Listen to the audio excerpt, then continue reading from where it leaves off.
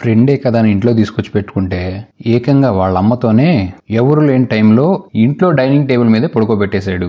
మరి ఈ విషయం ఫ్రెండ్కి తెలిసి ఏం చేశాడు? స్టోరీ చాలా ఇంట్రెస్టింగ్ గా ఉంటుంది. ఇలాంటి మరిన్ని ఇంట్రెస్టింగ్ స్టోరీస్ కోసం ఈ వీడియో లైక్ చేసి వెంటనే మన ఛానల్ సబ్స్క్రైబ్ చేసుకోండి. మూవీ ఓపెనింగ్ లో లోకస్ అనే మన హీరోని చూపిస్తూ ఉంటాడు. తన చిన్న చెల్లిని అమ్మ ఏం చేస్తుందని అడిగితే తనని ఎదురుపోతుందని చెప్తుంది తన చెల్లి. ఇక దొరికిందే ఛాన్స్ మనోడు ఇంట్లో ఉన్న కారు తాళాలు తీసుకొని తన చెల్లితో పాటు ఆ కార్ నడపడం ట్రై చేస్తాడు. కార్ స్టార్ట్ అవటం ఆలస్యం. ఆ సౌండ్ విని హీరో వాళ్ళమ్మ పరిగెత్తుకుంటూ బయటకు వచ్చి గట్టిగా కేకలేసి మరి హీరో గాని తిట్టడం స్టార్ట్ చేస్తుంది. ఇక దాంతో సగం దూరం వెళ్ళి హీరో కారు నడపడం చేతకాక భయంతో అక్కడ తన చెల్లిని వదిలేసి పారిపోతాడు. వెనక్కి తిరిగి చూస్తే వాళ్ళమ్మ చెప్పుతో కొట్టిద్దని తెలిసి అక్కడి నుంచి పారిపోతాడు. ఇక హీరో వాళ్ళమ్మ జెనిఫర్ తన పెద్ద కూతురు క్లోయికి ఫోన్ చేసి జరిగిందంతా చెప్పి ఎవడో ఒక డీలర్ని తీసుకురా ఈ కారు అమ్మేద్దాం, వీడి గోల భరించలేకపోతుందని చెప్తుంది. ఇది విన్న క్లోయి చాలా కోపడుతుంది. ఇంట్లో పరిస్థితులు అంతంత మాత్రం ఉన్నాయి, వీడు మళ్ళీ ఇలాంటి ఏదో పనులు చేస్తున్నాడని. ఇక కారు అమ్మటానికి క్లోయి తన ఆఫీసులో పనిచేసే జోసెఫ్ అనే ఒక వ్యక్తిని తీసుకొస్తుంది. ఇతను క్లోయికి మంచి ఫ్రెండే కాకుండా ఒక డీలర్ కూడా. అలా కారు అతనికి అప్పచెప్పి అమ్మేయమని చెప్తే అదే టైంలో మన హీరో గారు గాలి తిరిగి ఇంటికి వస్తుంటే ఆ కారు తీసుకెళ్తాను జోసెఫ్ మీద చాలా కోపడతాడు. ఎవడరా నీకు అసలు కారు తాళాలు ఇచ్చింది, నువ్వు అసలు కారు ముట్టుకునే ధైర్యం ఏంట్రా నీకు అని చెప్పి గొడవపడుతుంటే మీ అమ్మ మీ అక్కే ఇంటికి పిలిచి మరీ కారు తాళాలు చేతిలో పెట్టి అమ్మమని చెప్పారా అని చెప్తాడు. ఇది విన్న హీరోకి ఎక్కడలేని కోపం వస్తుంది. ఇంకంతే రావటంతోనే తన తల్లిని ఆరవటం మొదలు పెడతాడు. అసలు నీకు ఆ కారు అమ్మే అధికారం లేదు, అది మన వారసత్వంగా వస్తుంది, నాన్న చివరి జ్ఞాపకం, నానంటే ఎంత ప్రేమో నాకు తెలుసు కదా, నువ్వు అయినా సరే ఆ కారును అమ్ముతావా అని ఆమె మీద గొడవ వేసుకుంటాడు. హీరో వాళ్ళ ఫాదరు కొన్నాళ్ళ క్రితం వీళ్ళని వదిలేసి వెళ్ళిపోయాడు. కానీ హీరోకి వాళ్ళ ఫాదర్ మీద చాలా ప్రేమ ఉంటుంది, అందుకే ఆ కారు అమ్మడానికి ఇష్టపడ్డు. ఇక గొడవ పడుతున్న ఇద్దరిని క్లోయి సర్ది చెప్పి హీరోని కంట్రోల్ చేసినా సరే ఆ కోపంలో హీరో గాడు ఇంట్లోంచి బయటకు వచ్చేసి తన ఫ్రెండ్ కి ఫోన్ చేస్తాడు. అరే నేను కొద్ది రోజులు మీ ఇంట్లో ఉండొచ్చా అని. అలా ఫ్రెండ్ ఇంటికి వెళ్ళి పడుకొని వాళ్ళ ఇంట్లోనే పడుకుంటాడు. ఆ నెక్స్ట్ డే వాళ్ళ ఫ్రెండ్ స్కూల్కి వెళ్తారే లేవరా టైం అవుతుంది వెళ్దాం పదా అన్నా సరే ఏ పోరా అని పట్టించుకోకుండా హీరో అక్కడే పడుకుంటాడు. ఇక వాడిని వదిలేసి హీరో ఫ్రెండ్ స్కూల్కి వెళ్ళిపోతాడు. ఇంట్లో హీరో వాళ్ళ ఫ్రెండ్ మదర్ లిల్లీ మాత్రమే ఉంటారు. ఇంకంతే కొద్దిసేపటి నిద్ర లేచిన తర్వాత మన హీరో గాడు కన్ను ఈ లిల్లీ మీద పడుతుంది. ఏ మాత్రం ఆలస్యం చేయకుండా తన్ని డైనింగ్ టేబుల్ మీద తీసుకెళ్లి కపకపలు అడిచేస్తాడు. ఏం జరిగిందో కోలుకునే లోపు లిల్లీకి అసలు ఏం అర్థం కాదు. హీరోకి భయం వేసి ఏం చేయాలో అర్థం కాక అక్కడి నుంచి బయటకు వెళ్ళిపోతాడు. బయటకు వచ్చి కూర్చొని హీరో చాలా ఆలోచిస్తూ ఉంటాడు. ఏం చేయాలి ఇప్పుడు? ఇంటికి వెళ్తే అమ్మ కొట్టిద్ది, ఫ్రెండ్ వాళ్ళ ఇంటికి వెళ్తే వాళ్ళమ్మ కొట్టిద్దని భయం వేసి రాత్రంతా ఆలోచించి హీరో వాళ్ళ ఇంటికి వెళ్తాడు. ఇక వాళ్ళ అమ్మతో వాళ్ళ అక్కతో ఏం మాట్లాడకుండా సైలెంట్ గా వెళ్ళి పడుకొని నెక్స్ట్ డే వాళ్ళ అక్కని డబ్బులు అడిగితే నా దగ్గర లేవరా అంటుంది. అయినా సరే బలవంతంగా అక్క పర్సులోంచి డబ్బులు కొట్టేసి అక్కతో గొడవపడి మళ్ళీ హీరో వాళ్ళ ఇంటికి వెళ్తాడు.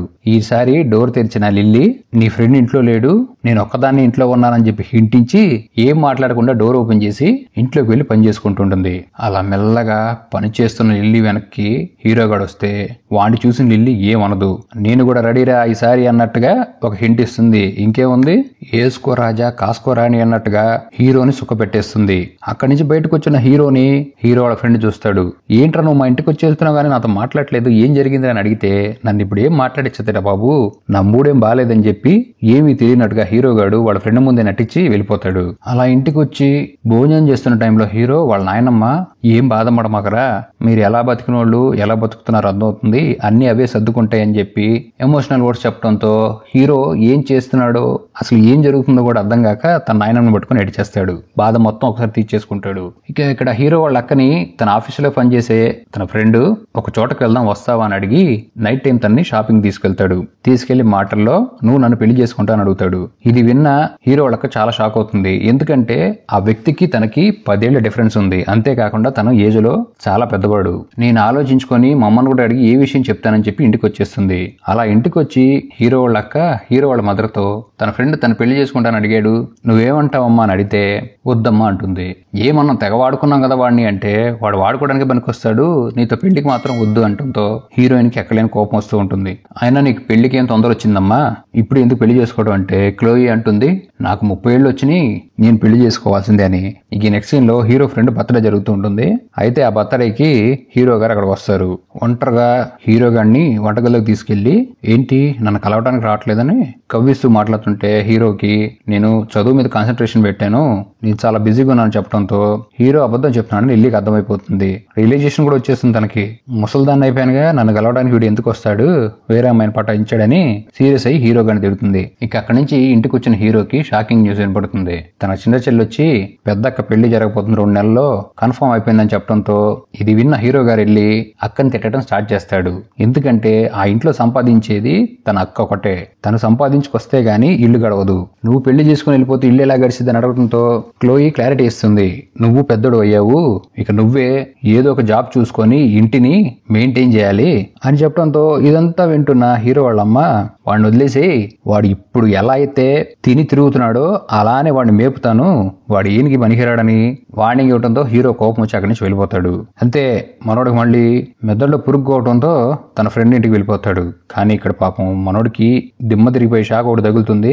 లిల్లీ హస్బెండ్ ఇంటికి వచ్చి ఉంటాడు. తను చూసి నీ ఫ్రెండ్ ఇంట్లో లేటరా అని చెప్పడంతో హీరో గారికి సౌండ్ లేక అక్కడే నిలబడిపోతాడు. ఇదే క్లోయి తన కాబోయే హస్బెండ్ ని ఇంటి దగ్గర డ్రాప్ చేసి వెళ్ళిపోతూ ఒక ముద్దు పెట్టమంటాడు.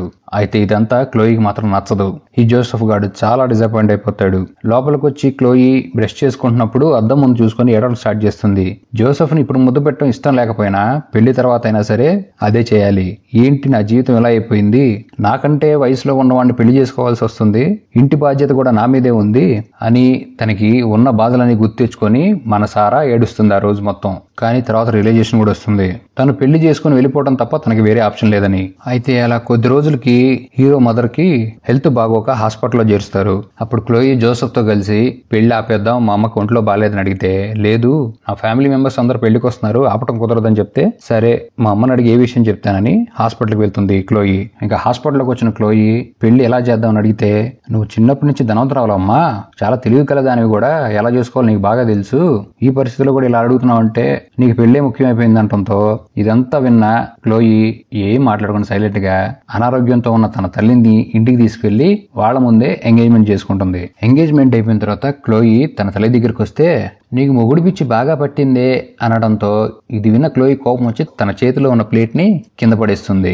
ఇక్కడ హీరో మదర్కి వచ్చిన బాధ ఏంటంటే క్లోయి పెళ్లి చేసుకుని వెళ్ళిపోతుందని కాదు, నెల నెల ఇంటికి వచ్చే డబ్బులు పోతున్నాయని. కూతురు ఒకటే ఇంట్లో సంపాదించే వ్యక్తి, ఇప్పుడు తను ఏం చేయాలో తనకు అర్థం కావట్లా. ఇక అద్దరిపోయి ఒక మాస్టర్ ప్లాన్ వేస్తుంది. ఇటు నుంచి నరుక్కుంటూ వెళ్తే పని కావట్లేదని అట్నుంచి నరుకొద్దామని ఈ క్లోయిని పెళ్లి చేసుకునే జోసెఫ్ దగ్గరికి వెళ్ళి మా అమ్మాయి మంచిది కాదు, అర్ధరాత్రి ఇంటికి వస్తుంది, నిన్ను సరిగ్గా చూసుకోదురా అని చెప్తే ఇది విన్న మన జోసెఫ్ గాడు చాలా పెద్ద మనసుతో చాలా తెలివిగా ఆలోచించి మీరేం కంగారు పడద్దు, క్లోయి నాకు బాగా నచ్చింది, తను ఎలా ఉన్నా సరే నేను పెళ్లి చేసుకుంటా అని చెప్పి ముఖం మీదే చెప్పేస్తాడు.